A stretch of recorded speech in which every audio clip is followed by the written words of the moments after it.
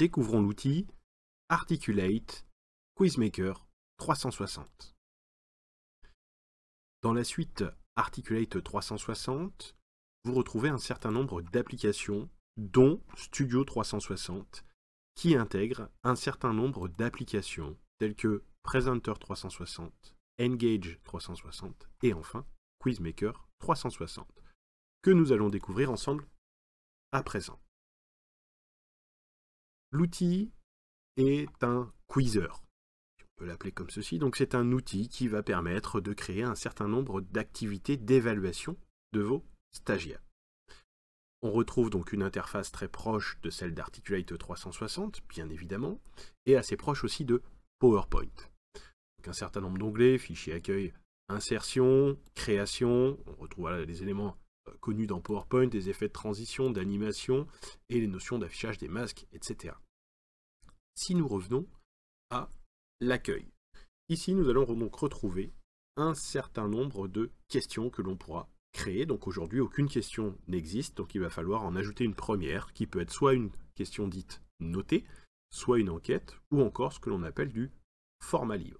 Alors, quelles sont les différences sur celle-ci? Si je viens ici dans questions notées, on retrouve un certain nombre d'activités d'évaluation. Donc là, ce sont les modèles dits préconfigurés de questions, et on va retrouver ensuite un certain nombre de modèles que vous pouvez ensuite personnaliser comme vous le souhaitez, soit sur des tons clairs, soit plutôt sur des tons foncés, voire mais aucun thème, et on va utiliser en fait ceux qui existent également déjà sur Storyline 3.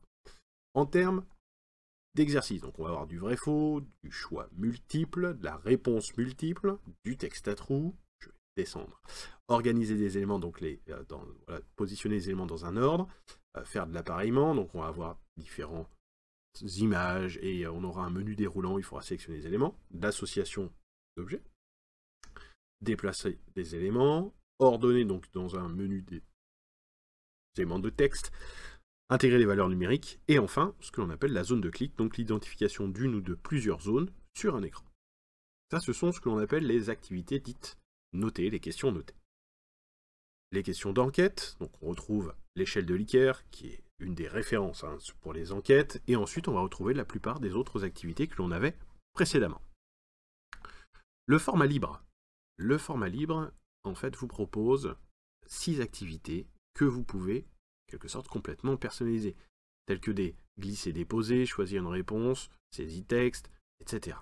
Alors, on va commencer simplement en créant des activités dites notées, donc soit on vient cliquer ici, noter, soit on vient faire quiz noter, allez, cette fois-ci je vais le prendre par ici, et donc on retrouve les écrans que l'on avait tout à l'heure. Alors, pour que l'on ait un rendu qui soit un peu plus sympa, plutôt que d'utiliser les éléments qui sont ici, je vais utiliser finalement des modèles qui existent ici de base, donc je vais aller plutôt dans les tons clairs, et parmi ces tons clairs, donc je vais retrouver ici le choix multiple, on aura comme ceci plusieurs écrans à disposition. Allez, on va les prendre, celle-ci, multiple choice. Je fais insérer. L'outil télécharge, importe, en gros sur mon poste informatique, cet environnement. Je vais pouvoir ensuite venir modifier donc les éléments, un double clic sur la question, et je vais afficher, en quelque sorte, les éléments de paramétrage. Donc là, je suis ce qu'on appelle dans un affichage vue formulaire. Je le vois ici sur la droite, et je peux passer en vue ce qu'on appelle diapositive. Donc là, vous voyez un peu mieux, en quelque sorte, ce que vous pouvez personnaliser. Donc on va retrouver ici la consigne qui pourrait être ici, voir c'est carrément en fait ma question qui pourrait être rédigée ici, et puis pourquoi pas ici on aurait hop, question 1, et on va avoir ensuite les différentes propositions. Donc ça reste un ordinateur, il ne connaît pas la bonne réponse, c'est à vous dans la vue, éventuellement ce qu'on appelle formulaire, de spécifier quelle est la bonne réponse qui doit être cochée. En fonction du coup des réponses données, on aura ce qu'on appelle un feedback, une correction. On appelle aussi des retours. Et donc, quel serait le retour en cas de bonne réponse? Donc là, ici, c'est en effet bonne réponse. Ce serait le message qu'on afficherait à l'apprenant. En cas de réponse incorrecte, on pourrait simplement dire vous n'avez pas sélectionné la bonne réponse. Voici Le pas serait pas mal. Et on a en plus un réessayer, c'est-à-dire qu'en cas d'erreur, j'autorise l'apprenant à refaire l'exercice, on va voir où se trouve l'option. Donc, vous avez commis des erreurs, vous pouvez essayer. Voilà. Alors,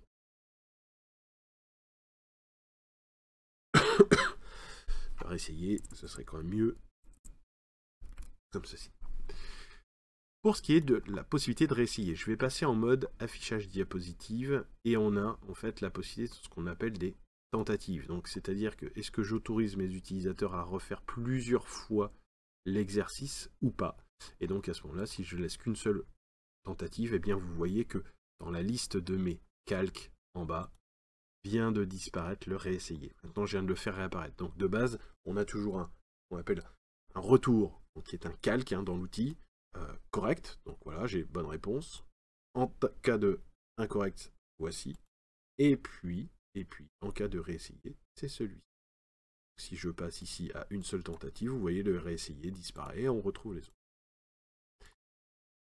Donc en termes de personnalisation, bien évidemment, l'ensemble des... On veut changer les polices, vous avez à disposition un certain nombre de polices. Vous pouvez personnaliser également les petites bullets en allant dans la partie format et spécifier que vous souhaitez un autre code couleur. Voilà, tous les éléments sont en soi personnalisables directement dans l'outil. Donc si on enchaîne comme ceci, un certain nombre de questions, on pourrait aller rechercher toujours dans la même thématique tant que faire se peut. Allez, hop, on va prendre cet exemple-là. Alors, hop. Donc là, la page arrive, automatiquement, elle s'ouvre, je retrouve mes zones de saisie, encore une fois. On va pouvoir venir personnaliser les éléments, voilà, c'est un autre univers graphique, je peux de nouveau en laisser qu'une. Donc une fois qu'on a créé, personnalisé, ajouté un certain nombre d'activités, eh bien, il va rester une chose à intégrer, c'est notamment ce qu'on va appeler une page de résultats. Donc si on veut aller créer une page de résultats, eh bien on va devoir en effet aller insérer ce qu'on appelle une diapositive de résultats. Et aujourd'hui donc c'est celle-ci.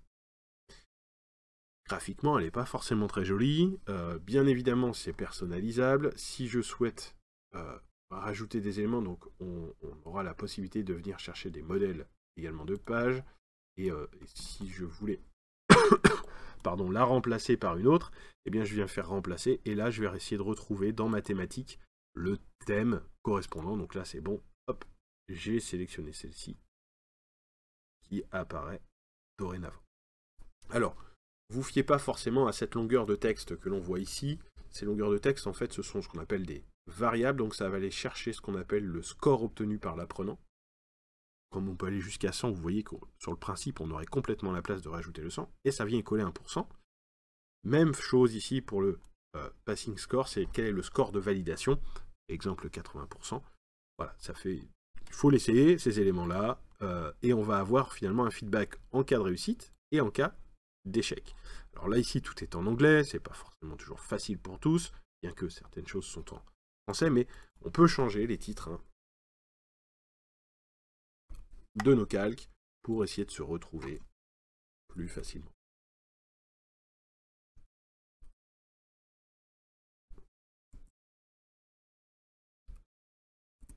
Ok. Donc les zones de texte sont modifiables, on peut personnaliser les éléments. Donc on a en fait ce qu'on appelle un calque de base et le modèle général. Donc, et ensuite on vient enrichir avec une petite check ici en cas de réussite avec le texte.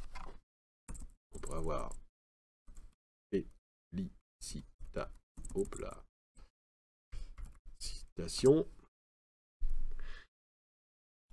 Là ce serait non pas your mais votre score. Et là ce serait le score. Alors voilà le français. Toujours un peu plus long, donc dans l'idéal, on vient déplacer un petit peu les éléments Je les ai sélectionnés. On devrait être pas mal ici pour écrire un 100%. Donc, un certain nombre d'activités que l'on va pouvoir créer avec l'outil, c'est vraiment cette fonction de Quizzer. Si on souhaite rajouter de l'audio, eh bien on vient insérer une partie audio, on va chercher le fichier audio. Voilà.